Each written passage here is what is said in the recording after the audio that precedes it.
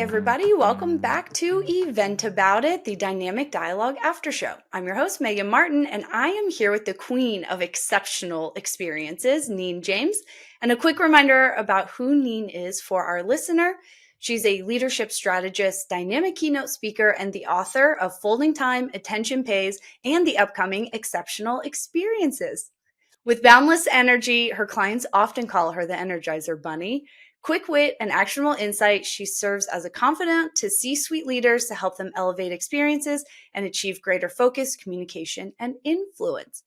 There's so many things I could continue reading about her bio. She's worked with all kinds of leaders, Fortune 500 companies, even worked with the FBI, which is super interesting to me, on the board of the World Luxury Chamber of Commerce. And she is based out of Tampa, Florida, originally from Australia. I think we can notice that in always your welcomes of good day. And she's here to empower individuals to prioritize what matters most so they can create exceptional experiences that drive results and foster lasting connections. Well, welcome, Neen, to the After Show. G'day. I love this format that you've created. It's so fun. Well, thank you. We're excited about it. We're going to get into some more nuts and bolts about the book. We talked a little bit about champagne moments in the podcast. Walk us through what is a champagne moment. A champagne moment is something that brings you joy, something that makes you smile, and they're around us every day. And I think one of the things we need to think about like all of the lovely little bubbles in a glass. Think of the things that like bubble up and make you smile, things you celebrate, things that bring you joy. In our world right now, we need champagne moments. And so I am definitely on a mission to help people find them every day. It could be the simplicity, Megan, of sipping your coffee, tea, or matcha out of a delightful coffee mug or teacup that brings you joy.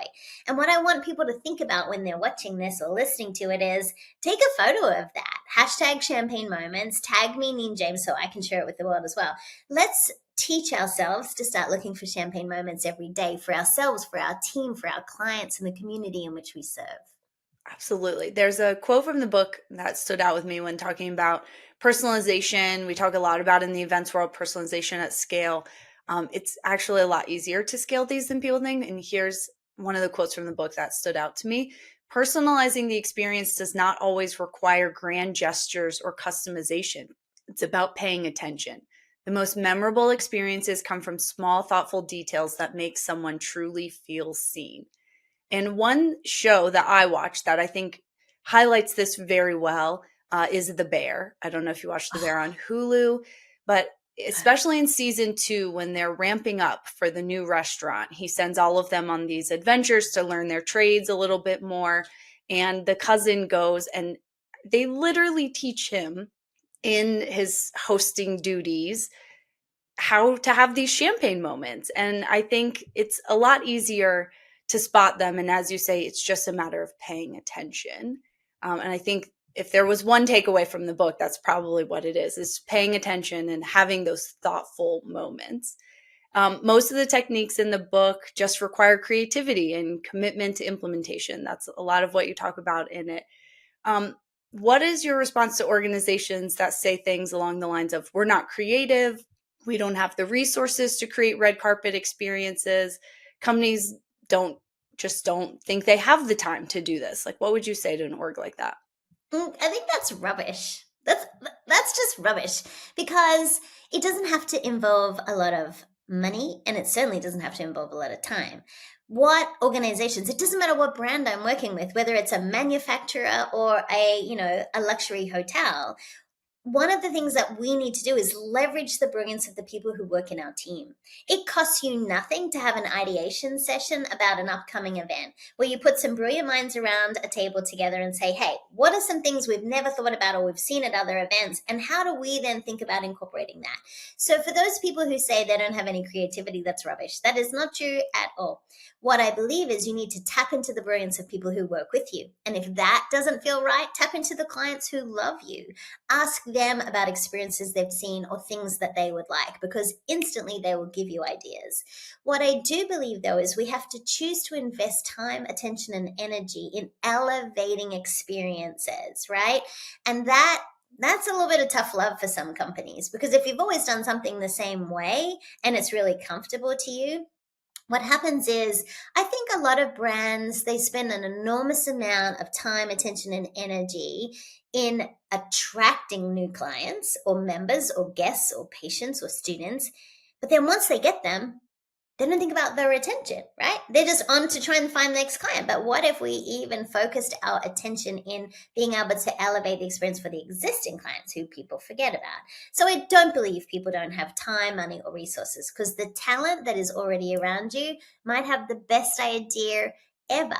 And so, what I would encourage people to think about is, if you're looking for champagne moments while you're dining out, while you're traveling, while you're walking through your local park, in your neighborhood, take note of something that captured your attention. Think, how do I translate that to my workplace? How could I take an element of that and then use that there? Because I think that if we were operating from this champagne moment lens of how to elevate everything, I think we would show up differently as leaders. I agree. I think in the book you also use Delta as an example. I think Right. they have these champagne moments everywhere, especially the Porsche experience. So If anyone's ever had the chance to do it, it's incredible. It's not something you can sign up for. It's truly random. I've only in all the years I've been flying with Delta, I've only had a chance to do it once. But I think about the way you translate that, like you said, what if we created a Porsche experience at registration check-ins where you pick a random person who's coming through, and you give them this whole VIP, take them in another room. They have this really luxury experience at check-in, right? No cost, just it's a matter of execution. So I love that advice. Something else you say in the book quite a bit, it's the theme that resonates. We're going to talk about it a lot today. Luxury is a meaningful human connection. It's true. about experiences and not things. Right. So, what's a luxury mindset habit that you think every leader should adopt? Even if they're on like a startup budget, they don't have a lot of money, what's one mindset habit that they could start getting into luxury? Behind the scenes access. So, what we discovered in our luxury mindset research is there's not one luxury mindset, there's four. But the one that I want people to really tune in, and you can find your own luxury mindset. There's a self assessment that Megan's going to put in the show notes. So it'll take you less than 5 minutes to find out your own. But behind the scenes access appeals to the luxury lover. And I'll tell you why that's important. Your behind the scenes access, if you have an event, maybe it is about a breakfast with the speaker. If you're paying for a keynote, they're already going to be there. Maybe you invite a couple of people, costs you nothing extra, and you put on a room and then you get to meet the speaker. Maybe it is the chef comes out and says hello tableside and meets people at the event and gets to meet them. But the behind the scenes access is what people are craving, and it doesn't have to cost you anything. It could be meeting the engineer who designed the product. It might be debriefing how a hotel works and like that whole secret back of house versus front of house. But I think if we were to adopt a behind the scenes access for our clients, for our attendees, for our guests, for our team, it's that surprise element that people want to know how something works. And then if you let them uncover that, that is pretty exciting. It doesn't have to cost you anything. Yeah, I love that. It just brought back a memory of a Marriott event I went to years ago, and the evening event was an Alice in Wonderland theme. And we started in one room, cocktail hour, if you will, and then they actually took us through the service hallway, like we were going down the rabbit hole Love into it. another room that was then chairs hanging from the ceiling. Like it was very well done. But So that walking through the service hallway just cool. set the expectation of like you really felt like you were going down the Alice in Wonderland rabbit hole. Yeah, and think about that level of creativity. Someone had just a simple idea, and they're like, well, what if we did this? And so I think if you can encourage your team to start asking, what if? What if they met the CEO? What if they met the engineer? What if they met our best client? What if they met this attendee who has been to 20 of these conferences? Like, let's give people that behind the scenes access into the way people think, into experiences, because that's what people talk about. I remember Alhai did this amazing event in the Bahamas, and it was their executive exchange. And we got to meet the trainer out of the dolphins and the sea lions. So that was cool to me. But then they were like, would you want to go see where we treat them and where their version of a vet is? And then do you want to meet them? I was like, sign me up. Anything with animals, I am there 1000%. But By the way, I was on this experience and we talked our way into this experience, if I but I feel remember. like I He can talk my way offered, into anything. he offered, and we said yes. And I was like, don't offer it if you're not actually going to do Right. it. And so we did a little bit talk our Do you way remember into how this. cool that It was? Like, was amazing. see, I get called the Energizer Bunny by all my meeting planners. I know that. But I have what I call in the book contagious confidence. Like, I walk into every room and I assume everyone wants to play with me. I always have, right? But I also believe everyone wants to help you. And so I think, why not ask? Like, can we go see where you treat them? Can we go play with them? Can we do this? And they're like, sure. What's the worst thing they can say? No? Okay. Like, I'm fine. But I think Yeah, one of the things we need to think about is put yourself in the mind, in the seat, in the shoes. Stilettos are good, but put yourself in the stilettos of your guest and think, what do they want to know? Like, what do they want to see? What are the questions they have? And then start unpacking them and answering them. That'll help because it elevates everything. absolutely. What's one of the wildest or maybe most fabulous experiences you've helped a brand create for a client? Or maybe one that you've experienced? Maybe during your research, was there a brand that sort of surprised and delight you? You share quite a few of them in your newsletter, so I'm curious, like, if there's one that stood out to you. Do there's so many. Uh, in the other part of our time, I had shared with you one of the properties that I stay at frequently. I'm regularly in DC. My bestie lives there, and I love staying at the AKA Alexandria. And Chris is the GM there. And like some hotels, they have a hotel dog. His name is Senna. We love Senna. He's this massive big dog named after F1. I'm into F1. As soon as I met him, I was obsessed. We played, they took photos. So the next time that I stayed, I had shared that they put a photograph of me and Senna in the room with a little note with a paw print from Senna. But what I didn't share is that they knew what time I was checking in. So they made sure Senna was available to greet me. Now that cost them nothing but a little bit of organization, right? And so what I think we need to think about is there's so many ways to delight people that cost them a little bit of time, a little bit of stationery, and a little bit of creativity. That's it, right? So I think these systems of elevation are ways we can delight our clients, our guests, our team even. And so for me, I think what I'm looking for is personalization and customization. It takes nothing for you to handwrite a little note. It takes nothing to just use someone's name. It doesn't take a lot to see what they're into. When I stayed at the Library Hotel in New York a bajillion years ago, my girlfriend was focused. She taught people to read. So we stayed at the Library Hotel because I thought that would be fun for her because she like loves books, right? So we stay in this hotel and they said to us when we checked in, what are you doing today? And I said, oh, I'm going to take her to Balthazar, one of my favorite restaurants in New York. It is French, fabulous, love it. Always go there. When we got back to our room, there was a book. It was a cookbook from Balthazar with a love note. And there was a bottle of Veuve Clicquot because they'd been on my socials knowing I tell the story of Madame with a note. We hope you had a lovely lunch at Balthazar and we thought you would enjoy some champagne. Now that is clever. Now, cyber stalking, sure, they're on my socials, but they asked the question, what are you doing today? It's the Library Hotel. I'm sure they have a suite of books available, or someone ran out to Balthazar, got the cookbook and came back. What I want us to think about is, in that moment, not only have I told that story from stage so many times, it's in my book, Attention Pays. What happens is these little moments, these moments that make that person feel like they matter, that they've been seen, heard, and valued, they then tell everyone else. And exceptional experiences is about creating advocates. Think of advocates as an extension of your marketing team. If you create these champagne moments for your guests, for your attendees, for the people that you serve, they will tell others. They become your sales force. It costs you nothing. So think up front, what can I do to elevate this experience for that particular moment? And then, is it share worthy? Do they want to grab their phone, take a photo, post to their social media, or send to a friend like, oh my God, I love this?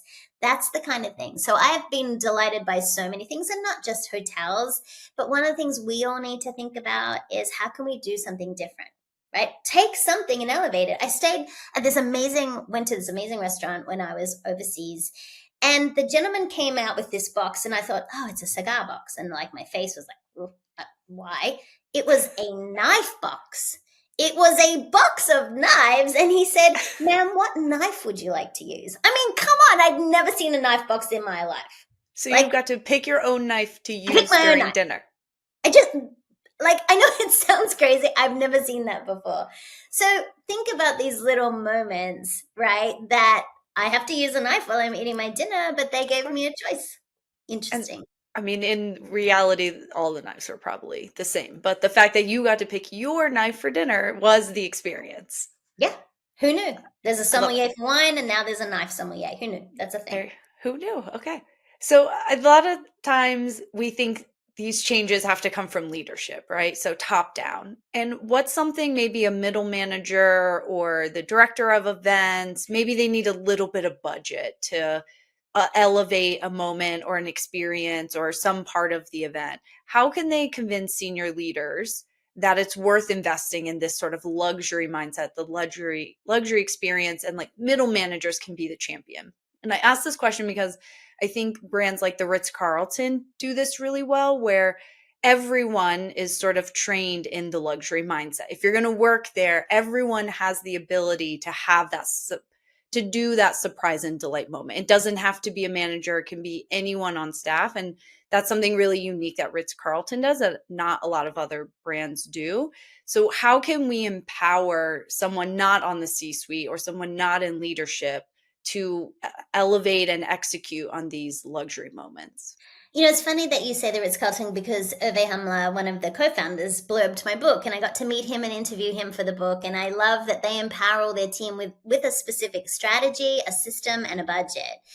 But when I think about one of my hospital clients I work with, right? We're trying to do this cultural transformation in a hospital. You don't think luxury when you think of a hospital, right? And they have chosen to serve in a community that is definitely a high needs community, and there's not a significant budget. So we created an ambassador program for them where people at all levels within the organization, we meet regularly and we brainstorm and ideate around different things we can do on site to make the patients feel more safe, to take care of the families of those patients. And so what we're using is the brilliance of the people in the room who are at the front lines who know. And then we work with the leaders and the board and the surgeons and all of those things and say, this is kind of what we're doing. So being able to create an ambassador program of a variety of different levels costs you nothing. But as that middle manager person, you could instigate it. You could say, hey, I would like to bring in the receptionist, the someone from the janitorial staff, someone from the training department, like have this really great diverse group of people, because I love diversity of thought, and then see what are some things we could do within the parameters of what we already have in structure in our hospital, manufacturing plant, our hotel or restaurant, uh, and then say, and now how do we think like a concierge? So High Point University, Nito Cobain is the president there and someone that I feature in the book. And Nito actually has concierges on site for the students. You can sign up to be a student concierge. They get training, they can take care of everything for you. And so that's something that was initiated with the students. And so imagine all the things that you can create if you take the best practices of things that happen in luxury hotels. And then what you do is you say, well, what's the return on investment for that? Well, it's deeper employee satisfaction scores, which will hopefully go up, right? It's client engagement and client sales, because what you're seeing is if someone's already a client with you and they continue to come back, there's the longevity of that relationship. When I was first in banking, that was my first job out of high school. I remember I had this really horrible boss, but one of the things that he taught me I've never forgotten. He said it's easier to upsell an existing client than it is to get a new client. So what we can think about is, as that middle manager person, think about, okay, who are the people that already love us? And how do we develop a deeper relationship with them? What would that take? Right? And then if you can put a business case together to support that with some sort of metrics around what you think that return on investment might be, whether it is quantitative or qualitative, that's how I would pitch it to leadership. Absolutely. That's great advice. All right, switching gears just a little bit, but I've had the pleasure of being mentored by you. We've known each other for a few years now. We've had some very deep, meaningful conversations, and quite frankly, I'm not sure this podcast would even exist had it not been for some of those conversations we've had. You've also worked with some of the top executives in the world from some very, very iconic brands. What is one leadership trend that you wish would just kind of go away already? Everyone's talking about leadership and this is what leaders should do. And what's something you think that no, actually, leaders shouldn't do that? That is a really good question. My initial response to that is leaders shouldn't be expected to know everything. And I think there's this expectation that, oh, you have the big fancy title or the big fancy office and right, all of those things. So you should know everything. And that's not really true.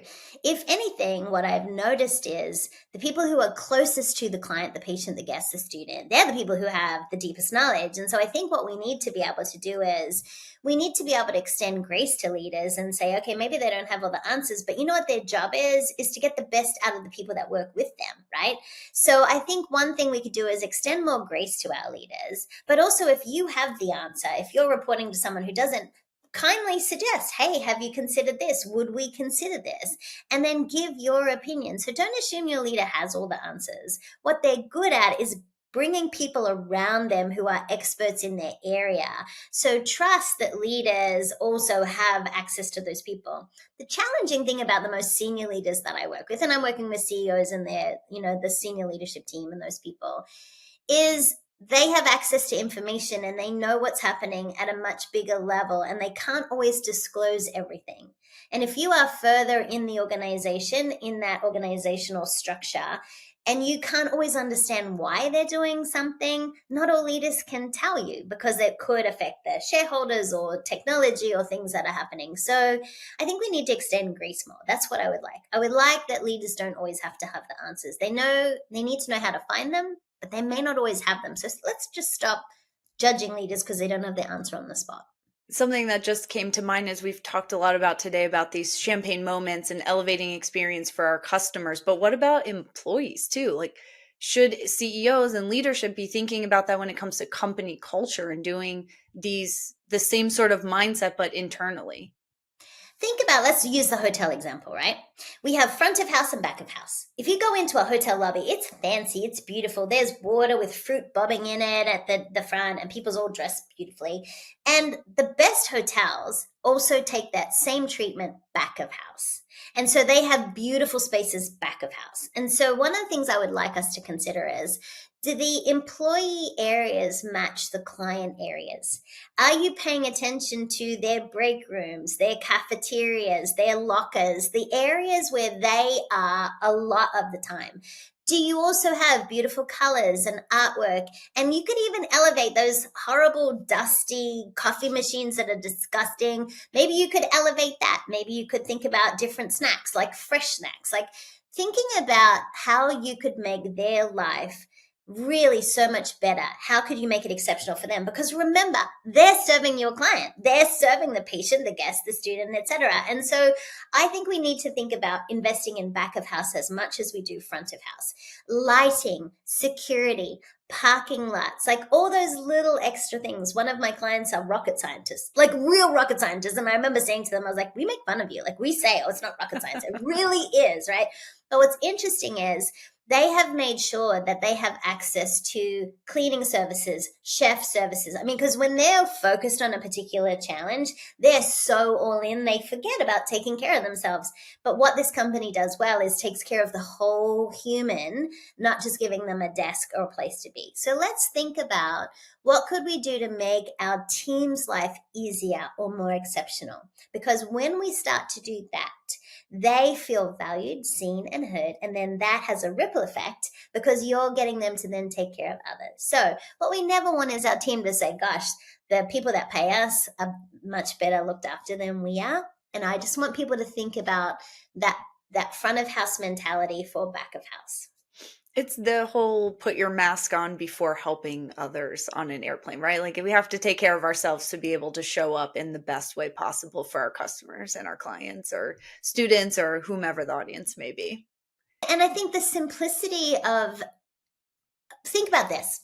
If you were mystery shopping your office, your organization, your event, Like, as a mystery shopper, what would you notice? Like, and I would encourage leaders to do this. This is why I always tell my realtors to attend an open house, my restaurants, to make sure they go and eat a meal somewhere else. I tell my hoteliers to sleep in a bed. Like, I am always asking you to mystery shop your own service. It's an easy, no cost idea. And if you're mentoring someone, get your mentee to do it. Get them to go out and learn, what are other brands doing? What are they doing that we could also incorporate that costs you nothing? But do it for your own business and really have this fresh perspective. So when you walk on site, do you notice a weed? Do you notice any windows that need to be cleaned? Because all these little attention to details, your team sees it every day.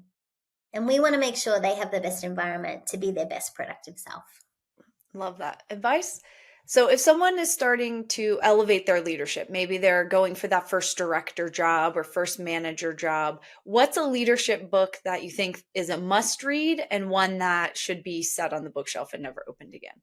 Okay, so I would say you can pretty much guarantee, you and I are part of the Next Big Idea Club. So I'm a massive fan of Adam Grant. It doesn't even matter which book you read or which TED Talk you watch. I guarantee you'll learn something. Think I Again's my favorite in case anybody wants I a was just plug. going to say, think again. That's the book. I was like, think again, because it'll make you think differently. And I love Yes. diversity of thought. It is so important to me. So anything by Adam, follow him on social media for free, read any book, watch any TED Talk. You will get so many gems. That's one thing that I would say. As far as, I would never want to diss a book. So because as an author and a Of thought leader, course. I would never want to say anything bad about a book. What I will say is that some books were written in a time where we didn't have the same diversity of thought that we have now. And where some people might assume great is enough, it's not. And so it's not about being great. It's about being exceptional. And so I think sometimes books that were written at a time were really relevant at that time, but things have evolved since then. And so what I would encourage people to do in your leadership journey is read outside of your industry as well. Look at the trades for things outside of your industry. Look at thought leaders who might be, for example, if you're in luxury hotels, look at what luxury real estate is doing. Like, let's have a think about learning from other people. What I would suggest is that, as well as books, I would listen and engage in podcasts and things that are current and relevant for today. But my bookshelf, if you look at my bookshelf, I'll see if I can show you, I don't keep a lot of books. Like, I read hundreds and hundreds. Let me see if I can go this way. See, that's it. That's all I keep. For those of you who are listening at home, I'm sharing less than 100 books on my bookshelf. But what I do is I love to read a book and then give it away. So it's really got to earn its way on my bookshelf. There are books that I would recommend, that anything by Adam Grant. There is a phenomenal book that I recommend to every person that I coach and anyone that I work with, and that is called Exactly What to Say by Phil Jones. And it is 26 different statements, questions that everyone can ask. I love that. And a real oldie but a goodie is How to Win Friends and Influence People by Dale Carnegie. That book, It's written a in the early classic. 1900s, is as timeless today as it was back then. But one of the things he says that's always stuck with me is, a person's name is the sweetest sound.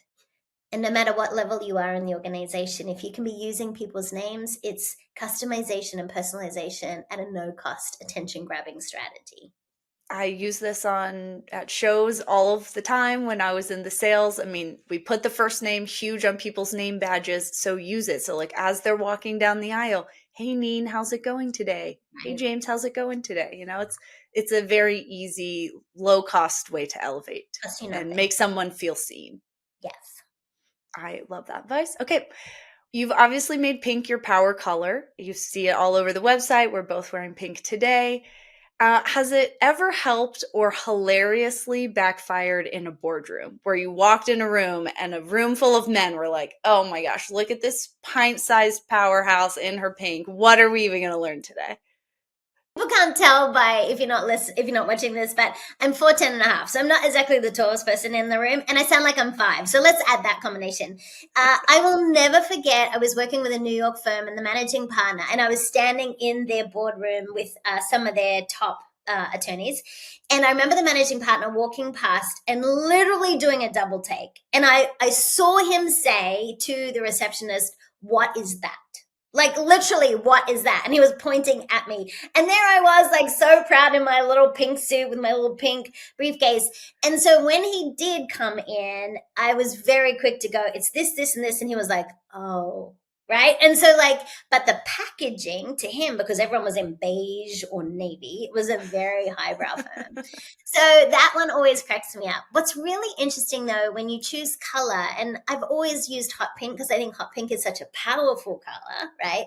But I was keynoting in DC and there was an event, and something like 70% of the room, the women had chosen to wear pink. So they all came up to me afterwards to have a photograph. Now, if I don't wear pink on property or at the conference, people will be like, what, like, what's going on? So even though it wasn't always intentional at the beginning, it has become part of my brand. And I'm really proud of that. People will wear pink and say, I wore pink for you, or I saw this and I thought of you. And so for us as marketers, I think we get an opportunity to take something that might be unique that we hadn't even thought about, but we can make it part of what makes our event or our, theme something that is really special and unique. And I love that.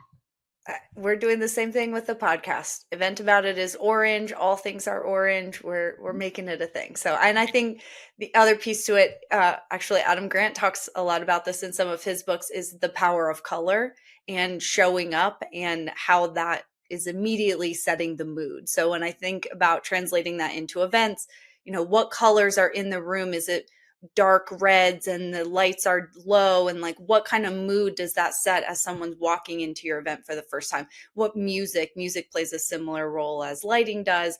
These little touch points that elevate an experience for almost no cost. Most draping, is black, right? And I'm the keynote. I can't wear a black dress on a black draped stage because I'm gonna just like look like a floating head, right? So, and whenever there's a photo with me, because sometimes the selfie line is super long and people want to take a photo, which I love, but it's often like black or navy, and there's no disrespect for those colors, and then pink, like so, like there are easy ways that you can also be top of mind and top of market, and color is an easy way to do that. Absolutely. So we've mentioned a couple of times that you're known as the Energizer Bunny on stage by many of your clients. And what's maybe a secret to showing up 100% every time? I have a whole process in place. For example, the team knows I don't make a decision when I'm on client side. I don't talk to another client when I'm on client side. I don't look at my email when I'm client side. So because my role is to stand in service of that client, whether it is facilitating a strategic planning in their boardroom or whether it is in their ballroom for 1,000 of their top performers. And so for me to stay fully present, it means I am disconnected from devices. And so where I am engaging with the device is I'll be on the conference app, I'll be taking photos with attendees, I'll be sharing that. But what my job is so my brain is so full of them, their facts, the customization, the research I've done, the interviews that I've conducted. That's how I stay present. I never watch the news. I never turn on a TV in my hotel room. I stay off social media, anything that could potentially pollute my brain. So for me to be fully present, I'm protecting my inputs. I often say that your brain is like this luxury real estate, right? And you don't want to decorate it with a cheap decorator, right? Don't decorate it with cheap thoughts or pollute it with unnecessary things. And so for me, the way to stay fully present is to make sure I've done all of my due diligence and research in advance. I protect my brain and my energy levels when I'm on site. And then once I get in the car to go to the airport, then I can handle whatever's happening in my world. But until that point, my whole world could fall apart. I wouldn't even know about it. And that's fine because my job is to be fully present in that moment. I think that's great advice all around. So when you're going off site, you've just given 100% to your client, your keynote, your session, whatever it may be. What's the guilty pleasure that you check out with? When Neen's unplugged, what is she doing? We all know that I love a good champagne, right? And so maybe I will have a lovely glass of champagne at the airport lounge, if they have champagne. I will do that. I will also I am a person who has a guilty pleasure of like cat videos. Like seriously, and I have a cat. So like bring them on, right? Cat videos or people who are returning from service, seeing their kids at school and surprising them. I will bawl my eyes out. I love that stuff. So for me, that's guilty pleasure of just that mindlessness of scrolling for the positive. Cats make me laugh, so that always makes me laugh. A glass of champagne for sure. But I think they're not like I don't know if they're guilty pleasures, but the things that I mean, I just feel like, well, I did a really great job, so I deserve this little champagne, or I deserve to be scrolling on Instagram, right? Instead of being productive and doing other work. Sometimes the unproductive moments is what you need to recharge that Hmm. spurs inspiration. So I think Yeah, a lot of and us laugh. forget about unplugging. Like you just need to unplug and laugh and do some of that, downtime, compression, recharge. Yeah, I think it's also good for those, especially in this industry where you're in such a high pressure delivery opportunity, and you do all of this work, and then you're exhausted. You leave it all at the event. You're like left it on the field or whatever the sports people say, right? You've done that. But I think you've got to schedule the recovery and know that you need to schedule that recovery after, right? And so for me, scheduling recovery is also sometimes just FaceTiming my bestie and going, and then this happened, and then this happened. And so I think also as event professionals, having someone that you can just debrief with, defrag, like just to celebrate the moments with you, talk about the ridiculousness, to your point, vent about it, right? Yeah, Because nothing always goes the way it is supposed to. But having people in your life that are kind of on call, on tap, that you can just say, hey, this happened. I need to talk about it. And I think that's important to have too. agreed. Okay, last couple questions as we're wrapping up. You're invited to a luxury retreat with 3 speakers. Who are you inviting to speak, and maybe who's on the guest list? Oh, Adam Grant, Brene Brown, Mm, both Will classics. Gadara. These are my Amazing. speakers, right? Amazing. And my attendees, uh, that's a really good question. It's an event that is available like in person or virtual, so everyone can have access to it. So there's no barriers to entry. That's what I would say about that. Yeah. Well, 3 great speakers. So I think, and I mean, I would show up to that retreat with Adam Grant and Brene Brown for sure. Okay, last 2 questions. Tell us your most outrageous rider request or one you wish you could put on your rider that you haven't yet.